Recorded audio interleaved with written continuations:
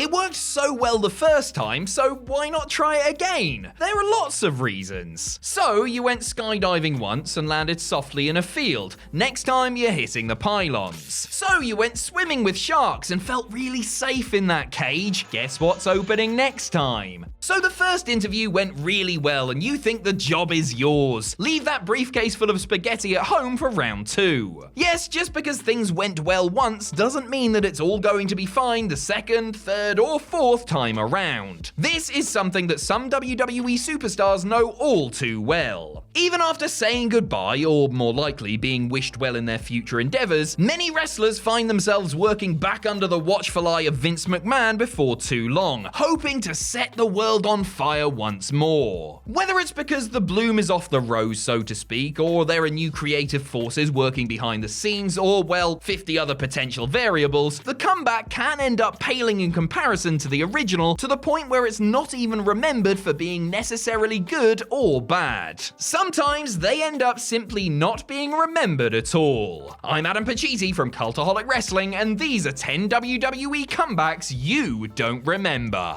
Join us. Number 10, Chuck Palumbo in 2007. One of the surprising success stories coming out of the invasion was Chuck Palumbo, who came in as a tag team with fellow power plant stud Sean O'Haire before transitioning into a makeshift tag team with Billy Gunn. The pairing with Mr. Ass gave both men a real lifeline as they pushed the envelope and got over while hinting at a possible homosexual relationship, garnering mainstream publicity in the process. Billy got injured, however, and Chuck moved on to the full-blooded Italians, another decent role for the man with a killer right hand. A switch to Raw and humdrum gimmick change in 2004 led him to primarily wrestling on Heat before receiving his release after just a few months on the Red brand. After dabbling on the indies and in Japan, WWE brought him back in March of 2006, but didn't put him back on TV until over a year later. When he returned, he did so as a biker dude who rode a chopper to the ring, flanked by Michelle McCool. Riding motorbikes and hanging out with Michelle McCool? That'll never work. Besides a feud with Jamie Noble, he did next to nothing on SmackDown, and history repeated itself when he was released soon after being drafted to Raw without wrestling a single match on WWE's flagship show. Number 9, Chris Masters in 2009. WWE saw great things in the future of Chris Masters, and for good reason. Not only did he have a $1 million body, he was also young, making his Raw debut in 2005 at the age of just 22. He caught on thanks to the Master Lock Challenge and proved his worth as a worker in matches with Shawn Michaels and when tagging up with backstage pal Carlito. After falling foul of the WWE wellness policy, however, the masterpiece returned a lot leaner and with a strike against his name, which resulted in a lesser role in lower card feuds opposite the likes of Super Crazy and Jerry Lawler. A switch to SmackDown could have been a lifeline, but drug test failures caused him to be released. He hit the indies and international scenes for a couple of years and was brought back into the fold. He turned face thanks to his mesmerizing dancing peck routine and had a brief on-screen relationship with Eve Torres. Despite improving greatly as a wrestler, Masters made his home on C-Show Superstars, where he had a series of great matches that sadly nobody really saw. It was not a major surprise when he received his release, though rumors of a push or possible gimmick change had surfaced from time to time before he was given his P45. Number 8, The Spirit Squad in 2016. Gimme an R, gimme a U, gimme a B, gimme another B, gimme an I, gimme an S, gimme an H. What does that spell? Rubbish. Look, the Spirit Squad were never good or anything, but they did provide some value and entertainment when going up against the likes of DX in 2006. It also gave 5 OVW hopefuls some valuable experience, though unfortunately only Dolph Ziggler really stuck around and became anything off the back of it. While Johnny and Mitch moved on from the business, WWE brought back Kenny and Mikey in 2016 for a short program with the former Nikki. Working in cahoots with the Intercontinental Champion The Miz and his wife Maurice, the tag team version of the Spirit Squad attacked the show off, tried to cost him a big pay-per-view match, and also worked tag and 6-man tags on SmackDown. All told, they were only there for a couple of months before they disappeared once again. It was reported that they were signed to deals, but they never came back, with Kenny and Mikey resurfacing in Major League Wrestling a couple of years later. There was clearly no long-term upside to reviving the annoying cheerleader gimmick, but their re-emergence, coupled with the re-emergence of other past stars like Rhino and the Headbangers, sure did make the blue brand a slightly odd place for a time. Number 7, Brian Christopher in 2004. Brian Christopher, along with Scotty 2 Hotty and Rikishi, enjoyed success they wouldn't have thought possible shortly before joining forces as the infectiously fun 2 Cool in late 1999. With the stink face, the worm, and their post-match dance routine, the fun-loving babyface trio became one of the most popular acts on the show. Regrettably though, WWE turned Rikishi heel, Scotty got injured, and before long, Grandmaster Sexay was spinning his wheels in a makeshift tag team with Steve Blackman. He was released not too long after, following an incident where he tried to take drugs across the United States-Canadian border. It took 3 years for him to make his way back into WWE's good graces, getting hired by Jim Ross, friend of Father Jerry Lawler, in JR's last major act as head of talent relations. It did not go well. Christopher made only a handful of appearances, the most memorable of which was him jobbing out to Kane in about 2 minutes on Raw. After arriving late to house shows and generally annoying his co-workers with his immature behavior, he was given the boots. Thankfully, he was able to say goodbye to WWE on a more positive note over a decade later when he showed up for a match in NXT and reunited with his 2 Cool stablemates on 2 episodes of Old School Raw. Number 6, Jazz in 2006.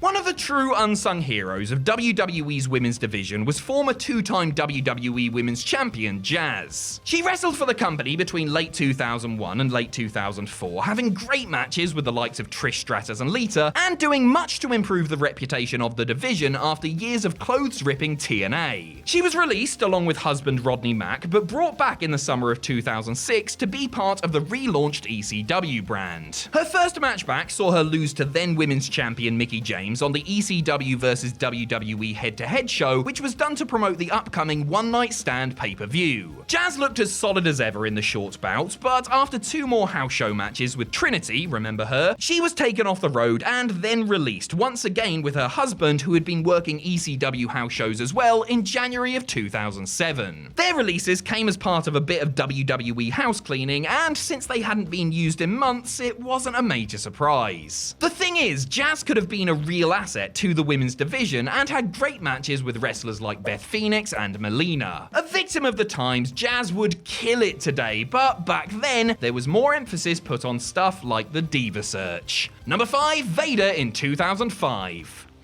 You need only look at this picture to figure out how Vader's 2005 WWE comeback went. The big man's first WWE run had started out so well, as he was booked to be something like the dominant force that he had been in WCW and New Japan, rampaging through the 1996 Royal Rumble before destroying Gorilla Monsoon in a powerful angle the next night on Raw. He could have become WWE champion and was the favourite to unseat Shawn Michaels at that year's SummerSlam, but it was not to be, and he found himself sliding down the card, eventually reduced to being jobbed out in the mid-card while calling himself a fat piece of you-know-what on the microphone. He left in late 98. His shocking return came on the October 31st, 2005 episode of Raw, and it was fitting that it happened on Halloween because it was a ghastly sight indeed. The Mastodon came to the aid of Jonathan Coachman and, along with Goldust, beat down Batista ahead of his match with the Coach at Taboo Tuesday. His point would have been well made had he not fallen flat on his ass upon exiting the ring. Things didn't improve the next night, as he was easily dispatched by the Animal in his last WWE appearance for 7 years. Number 4, Nikolai Volkov in 1994. Nikolai Volkov had already been in the business for 15 years and was well travelled by the time he showed up in WWE in 1984, right as Vince McMahon was aggressively expanding his wrestling enterprise. Best remembered for his tag title winning team with the Iron Sheik and later as one half of the Bolsheviks, Volkov was primarily an anti-USA heel until he left the organisation at the end of 1990. He returned full-time in February of 94, though this time he played something of a sympathetic babyface as the mistreated member of Ted DiBiase's $1 million corporation. In the storyline, he accepted a role in the group, having fallen on hard times, and was repaid not just in cash but with outright disrespect from DiBiase and other members of the group, being dubbed Nickel and Dime Volkov and having a cent symbol replace his famous Russian sickle on the side of his tights, while property of the $1 Million Man was written on the back. It was an intriguing angle, but it didn't really go anywhere, and the most interesting thing to note from the run was the fact that Volkov wrestled Matt Hardy in the Teenagers Monday Night Raw debut. Since WWE were pushing their new generation of younger, faster wrestlers at this point, the comparatively ancient Russian giant didn't exactly fit in, and his contributions aren't remembered next to those of Bret Hart, Shawn Michaels, and company. Number 3, Hakko in 2001. At another point during the Monday Night Wars, the reigning WCW Hardcore Champion defecting to WWE would have been huge news. But by January 2001, the war was for all intents and purposes long over, and the title belonged to Hakko, a valuable veteran performer who I definitely do not want to rip my throat out, but not exactly a major difference maker at the time. Hakko made a surprise appearance in the 2001 Royal Rumble, entering at number 29 and lasting a few minutes before being eliminated by Steve Austin. After that, he formed a tag team with Rikishi, then going through his bad man phase, the duo having a series of matches with the Brothers of Destruction and unsuccessfully challenging the Dudleys for the tag straps. An injury to Big Quiche put a stop to the team, however, and the Tongan Hardman floundered. If you did spot him on television, it was probably because you were watching shows like Jacked and Heat, because you either didn't have a proper cable subscription or much in the way of a life. By the end of his 6-month stay, he was reduced to putting over Shawn Stasiak. It was a far cry from being the king and main eventing with Hulk Hogan, but in the era of The Rock, Kurt Angle and Stone Cold, he was never going to be a top player. Unless it was a shoot, of course, in which case he kills everyone and becomes eternal WWE champion by default. Number 2, Booker T in 2011.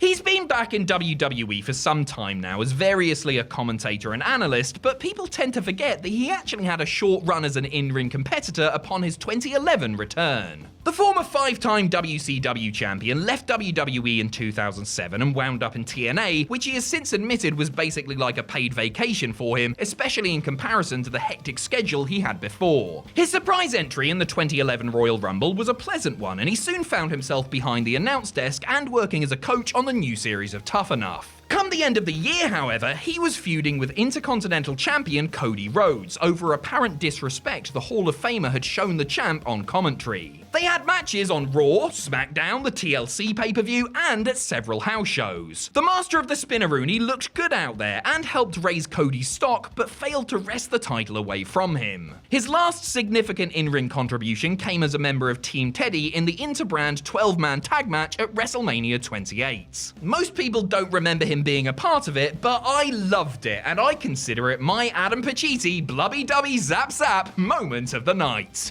Number 1, the Quebecers in 1998. Stepping into the shoes of Raymond Rougeau, Pierre-Carl Ouellet helped Jacques get over his brother's retirement by forming the Quebecers, a tag team that enjoyed almost instant success when they appeared on TV in '93. The team, who definitely weren't Mounties despite dressing exactly like them, won the tag team titles and defended them in matches against esteemed opposition like the Steiners and the Harts. They broke up after about a year together, but reformed the team in WCW as the Amazing French Canadians a couple of years later. That stint was fine, but then it was back to WWE in early 1998, the company looking much different than it had during their New Generation days. The team looked different too, changing up their appearances and outfits. They still wrestled the same, however, even if it was now against the likes of the Legion of Doom, the Godwins, and ramshackle outfits like Terry Funk and Too Cold Scorpio. Only used sporadically, the Quebecers were simply bit part players during this frantic period. Their role summed up as just one of 14 duos in a tag team battle royal at WrestleMania 14. They continued working the house shows and cropped up on programs like Shotgun Saturday Night, but it was time to say au revoir to the flag wavers come the summer.